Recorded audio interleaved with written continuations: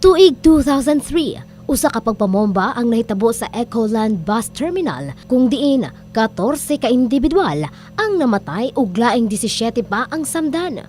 Human sa 12 ka tuig, malampusong nasikop sa mga otoridad ang usa ka gitudlong sospetsado nga giilang si Abdul Manap Mentang kung diin nagpailang usa kuno siya ka miyembro sa Moro Islamic Liberation Front kon MILF butang nga padayong ginasuta karon sa mga otoridad. Way back in 2005, nakuha nato somewhere in Barangay Panatan sa Pigkawayan, North Cotabato, si Abdul Manap Mentang. Mentang is a member of the 108 Base Command, base sa Pagalungan, Maguindanao. Nasutang gawas sa maong pagpamomba, nahimo usab kunong magtutudlo ang nasangpit sa paghimo og mga eksplosibo.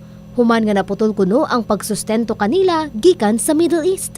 Sila ang ilahang ginahimo dili lang limited sa terrorism cases, but also siyempre, mga interest na nila. Sa mga interest nila, kwarta. Diba? If the price is right.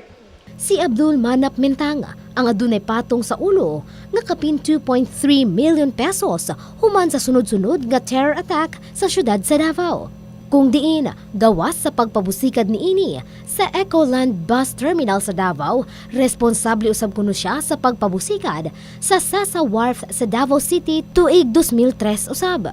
Nasikop kini pinaagi sa checkpoint sa lungsod sa Pigkawayan, Pikit, North Cotabato. Doon na patay mga nangabilin pa nga mga kagrupo nila kanang gitawag nato kaniadto nga mga SBTs or Suicide Bombers Team nga katong mga na-train sang Jima Islamia sa Camp Hudaybeya sa Camp Abubakar sa Lanao Sur.